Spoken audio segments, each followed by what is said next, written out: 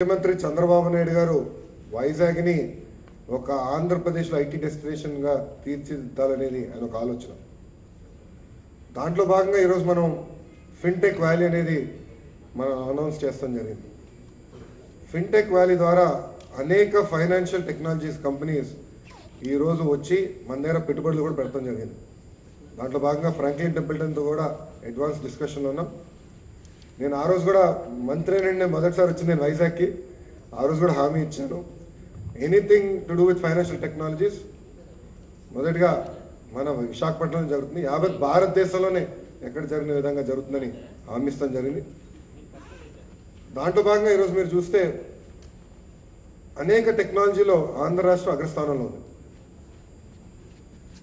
మన ప్రీతమ ముఖ్యమంత్రి చంద్రబాబు నాయుడు గారు ఆయన ముఖ్యమంత్రి అయిన వెంటనే ఈ పాస్ అమలు చేసి పీడిఎస్ సిస్టంలో అవినీతి తీస్తారు. ఎవరు ఊహించలే. చాలా చర్చ కూడా జరిగింది, ఇది అవుతుందా అవుదా అని. కానీ చాలా అద్భుతంగా చేస్తాం జరిగింది. ఇంకో పక్కన 10% per capita consumption of data పెరిగితే 1% గ్రోత్ ఆఫ్ జీడిపి పెరుగుతుంది. 10% డేటా కన్జంప్షన్ పెరిగితే 1% గ్రోత్ ఇన్ జీడిపి. అది చూసి ముఖ్యమంత్రి గారు ఫైబర్ గ్రిడ్ పెడతాం జరిగింది. యావత్ భారతదేశంలోనే ఏ రాష్ట్రం చేయని విధంగా మనం ఫైబర్ గ్రిడ్ ఈరోజు మనం ఏర్పాటు చేస్తాం జరిగింది. అది కూడా మా ఫైబర్ గ్రిడ్ CEO ఇప్పుడు బాబు గారు ఉన్నారు.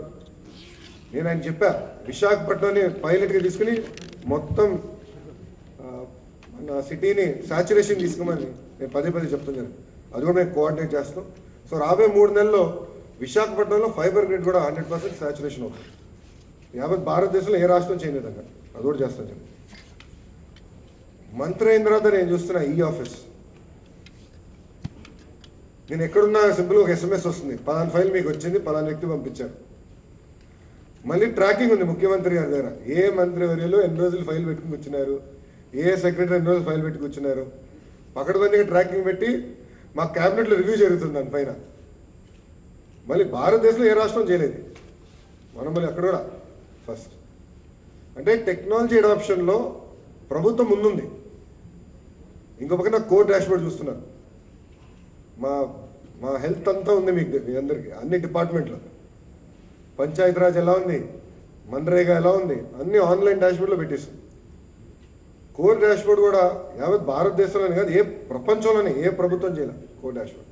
అంటే అన్ని మీకు ఎందుకు చెప్తున్నానంటే భారతదేశంలోనే కాదు ప్రపంచంలోనే ఐటీ అడాప్షన్ ఆంధ్ర రాష్ట్ర ప్రభుత్వం ముందుంది.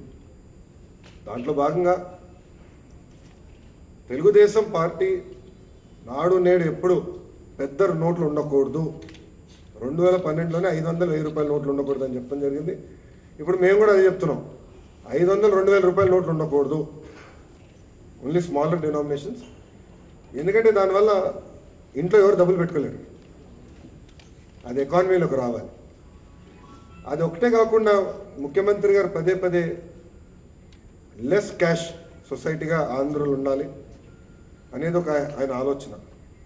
డిమానిటైజేషన్ జరిగినప్పుడు కూడా మీరు చూస్తే ఏ ముఖ్యమంత్రి రివ్యూ పెట్టలేని విధంగా ఆయన రివ్యూలు పెట్టుకుని ఎక్కడ ఎక్కువ వాడుతున్నాం, ఇంకా ఎట్ట తగ్గించాలి, ఈ పాస్ మెషిన్స్ ఎట్ట పెట్టాలి, ఆయన నిరంతరం చాలా కష్టపడ్డారు.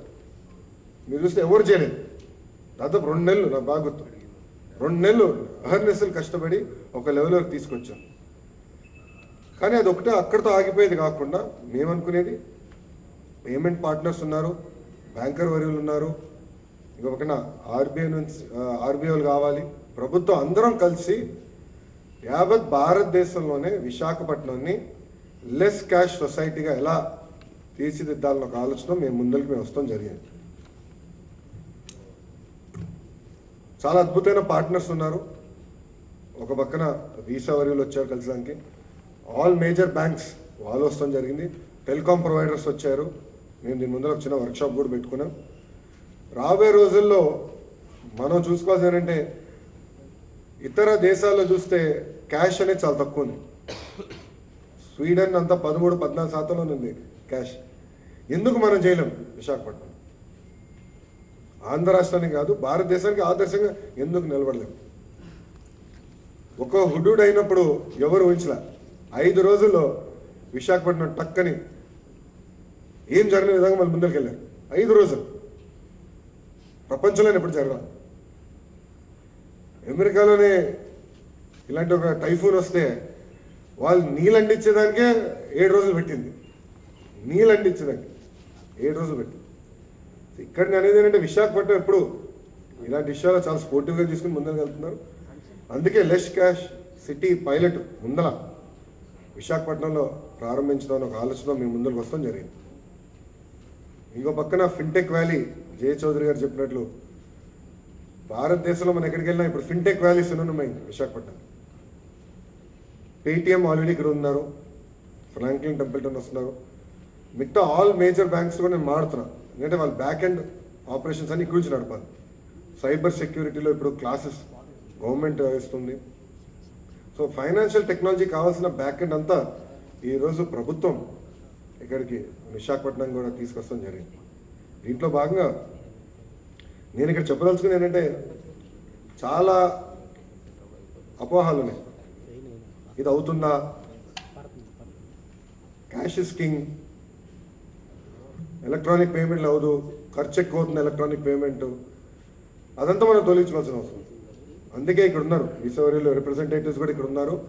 ఏంటంటే ఇన్డెప్త్ డిస్కషన్ చేద్దాం మీతో, చేసి ఏదైతే సందేహాలు మనకున్నాయో అవన్నీ తొలగించాల్సిన అవసరం ఉంది, చేసి అడాప్షన్ మరింత చేసుకోవాల్సిన అవసరం ఉంది. దాంట్లో భాగంగా ప్రభుత్వ డిపార్ట్మెంట్లు ఏదైతే ఉన్నాయో మేము అగ్రస్థానంలో నిలబడి ఆర్టీసీ ఏమి, ఎలక్ట్రిసిటీ బిల్స్ ఏమి అన్నీ కూడా, ఇంకో పక్కన యూనివర్సిటీ పేమెంట్స్ ఏమి, వైస్ ఛాన్సలర్ వర్యులు కూడా ఇక్కడ ఉన్నారు, యూనివర్సిటీ పేమెంట్స్ ఏమి అన్నీ కూడా less cash or cash less తీసుకురావాలని ఒక ఆలోచనకి ముందరికి వెళ్తున్నాం. నేను ఇక్కడ మేము ఇండస్ట్రీ కూడా మీరు భాగస్వామ్యం అవ్వాల్సిన అవసరం. ఇండస్ట్రీ మీరు భాగస్వామ్యం అవ్వకపోతే మేము ఎంత కష్టపడినా ఫలితాలు రావు, అది మీ చేతుల్లో.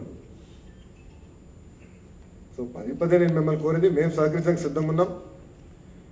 ఇన్ఫ్రాస్ట్రక్చర్కి సబ్సిడైజ్ చేసడానికి ప్రభుత్వం సిద్ధంగా ఉంది. ఒక విధి విధానాలు మార్చుకోవాల్సిన అవసరం ఉంది.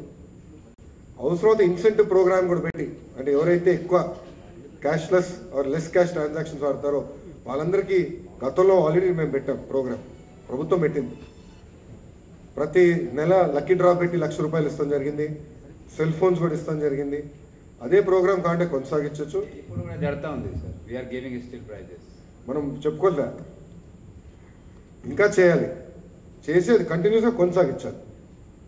చేసి ఇండస్ట్రీ కూడా అడాప్ట్ చేసుకుంటే, స్టూడెంట్స్ కూడా అడాప్ట్ చేసుకుంటే చాలా అద్భుతాలు చేయొచ్చు. ఇది ఒక పైలట్ ప్రాజెక్ట్ మాత్రమే. ఈ పైలట్ ప్రాజెక్ట్ ద్వారా నేను అనుకునేది కూడా చాలా స్టార్టప్ కంపెనీస్ వస్తాయి. ఎందుకంటే లెస్ క్యాష్ ఎకానమీలో చాలా స్టార్టప్స్కి అవకాశాలు ఉన్నాయి, చాలామంది మాడుతున్నారు. ఇంకో పక్కన లెస్ క్యాష్ ఎకానమీలో కూడా ఏమవుతుందంటే మనకి అవినీతి తగ్గుతుంది, టెర్రరిజం నక్సలిజంకి ఫండింగ్ తగ్గుతుంది. ఇంకో పక్కన ఓవరాల్ ఇంట్రెస్ట్ రేట్స్ కూడా పడతాయి మనకి. ఇప్పుడు ఆల్రెడీ దాని ఎఫెక్ట్స్ మనం చూస్తున్నాం. సో రాబోయే రోజుల్లో కూడా చాలా అవసరం మనకి లెస్ క్యాష్ ఎకానమీ. అందుకే వైజాగ్ మేము తీసుకున్నాం పైలట్ సిటీగా. ఎందుకంటే యావత్ భారతదేశంలో ఏ సిటీ ఇంత ఓపెన్గా కొత్త ఆలోచనల విధానాలు ఎప్పుడు అడాప్ట్ చేయలేదు. అదే నవ్వుతాను మహానాడులో కూడా. వైజాగ్ వస్తే నిజంగా భయపడతాను నేను, ఎందుకంటే వెళ్ళబుద్ధి అవుతుంది. మరి ఇక్కడనే ఉండాలనిపిస్తుంది. ప్రజలేమి, సిటీ ఏమి, అడ్మినిస్ట్రేషన్ ఏమి చాలా అద్భుతంగా సహకరిస్తూ ఉంటారు. Very beautiful city. అన్నిట్లో కూడా మన అగ్రస్థానంలో నిలబడాలి, ఇన్నోవేషన్లో అగ్రస్థానంలో నిలబడాలి, లెస్ క్యాష్ ఎకానమీలో కూడా అగ్రస్థానం నిలబడాలని ఇక్కడున్న పెద్దలందరినీ కోరుతూ, ఈ ఎంఓయు మన ప్రీతమ ముఖ్యమంత్రి చంద్రబాబు నాయుడు గారు ఎంటర్ అవడం జరిగింది.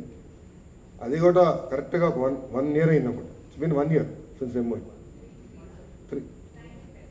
Sign in February, correct, it's been sign in February.